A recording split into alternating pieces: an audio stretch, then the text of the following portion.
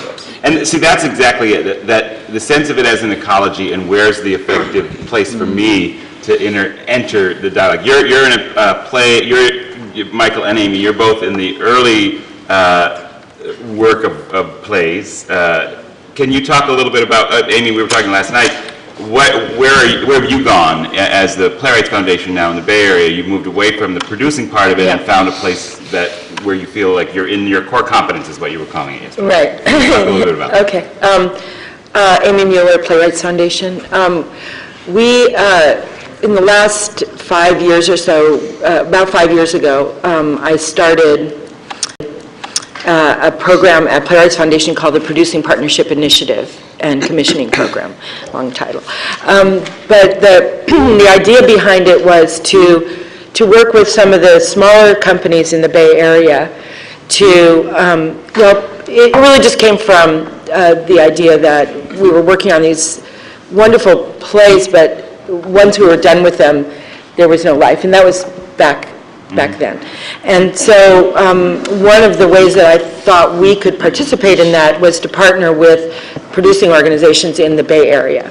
And mostly we were partnering with pretty small organizations who were really feisty, did incredible work, but didn't have the resources to bring a playwright to San Francisco, have them in the rehearsal room, generate a new work with them, or work on a play that they had already written but had not yet premiered.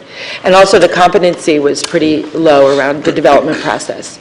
So we began that project, and as you know, in the midst of that, understanding the competency, we got very involved in the production side of it as well.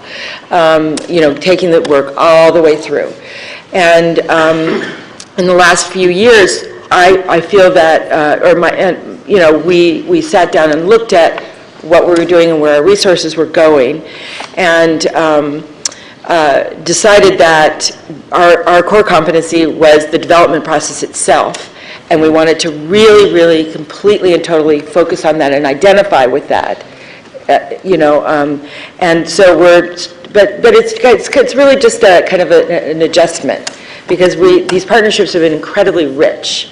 And we've since, you know, in the last 5 years, about 15 plays have gone from the development process to full production. And we're mostly just working on development.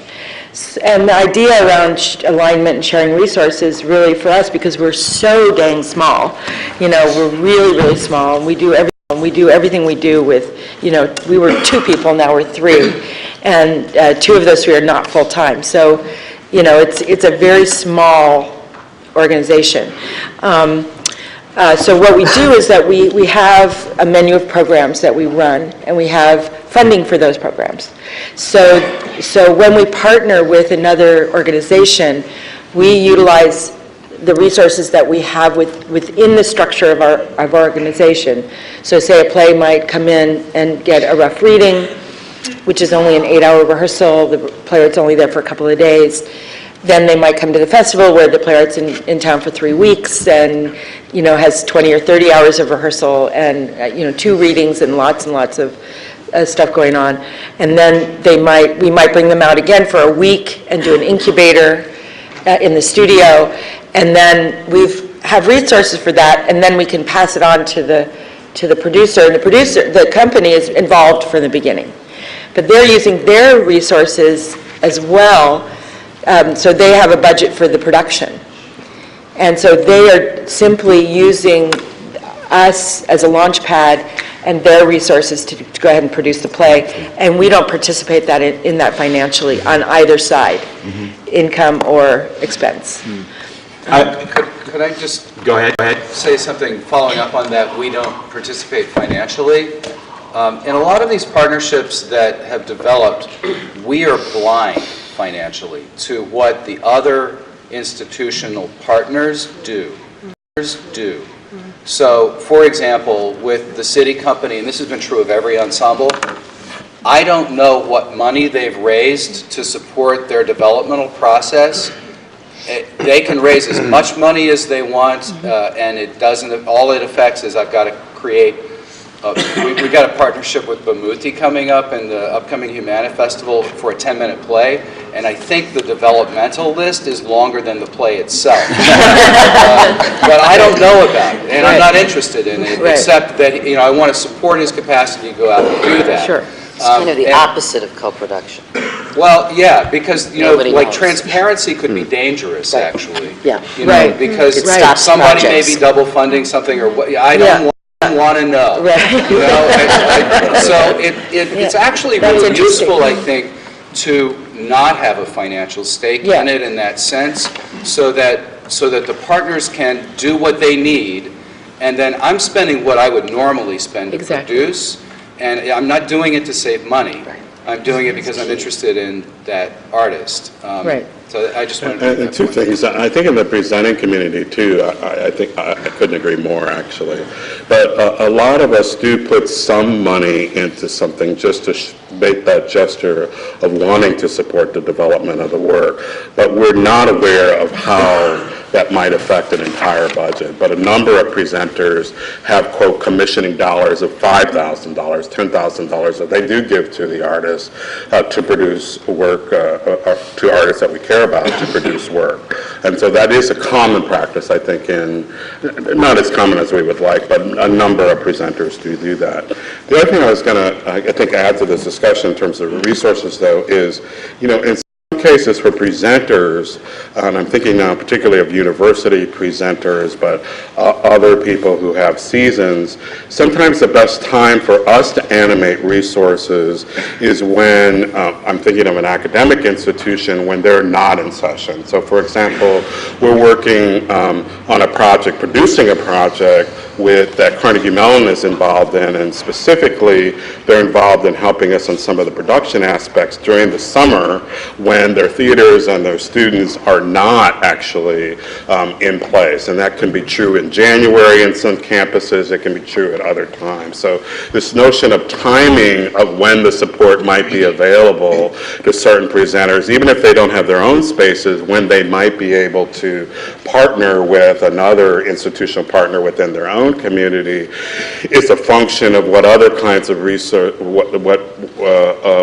when resources might be available that at other times of the year they're not. I'm thinking of summers, spring break sometimes, January, those kinds of things. So it's important things for artists to remember as they're thinking about animating resources, that sometimes there's more that we're able to do than.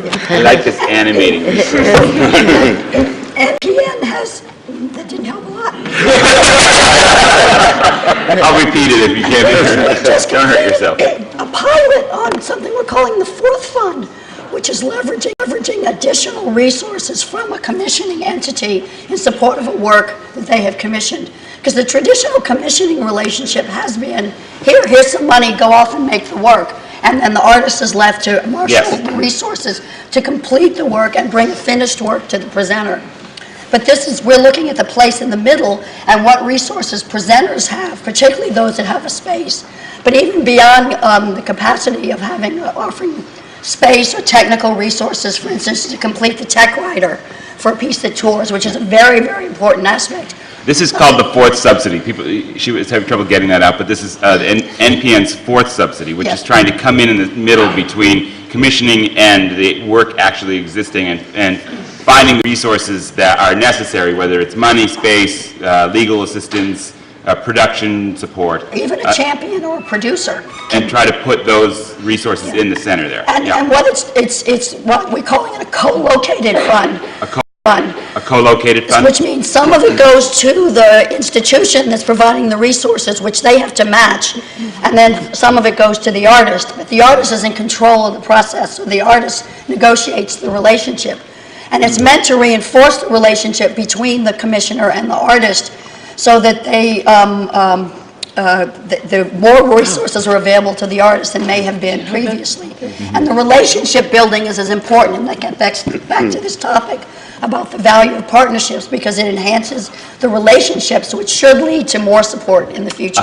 Enhanced relationships. I want to pull on Liz for just a second, then we come back to this, Bob, because when I was putting this group together, I was thinking there's something about this that feels like dramaturgy to me, in the sense of alignment as a way to get the structure right of what it is we're intending. I mean, Well, Liz Engelman, dramaturg, and actually I'm going to change my title to chiropractor now. So I'm going to practice artistic chiropractor. And, but I think Did you say chiropractor, G? chiropractor. You crack my back, I'll crack yours. Crack me up. So, I think that they're different. There's alignment on different levels. I think there's aligning the right people in a room to work on a play in the first place. They're just getting that play's team in alignment. And then I think there's the trajectory of that play. For example, I think what the first round of the new play development projects for Aditi's play, for example, really aligning that play up with the needs. And I think what that is what are the needs? It's echoing what Mark said, really. Like, what are the needs? And how do you have conversation around the intention of those needs? And then how do you line them up? And so I think the value of that process was really defining needs at every step of the way, knowing what the intention was, and being able to look at that play through different lenses each step of the way. You know, we want to look at text with this workshop. Now we want to look at it through the lens of the design elements. The design is a character in the play. How do we want to look at it if sound is a character? And so we could put on different lenses because we knew intentionally what we were looking at. And so there was the alignment of process.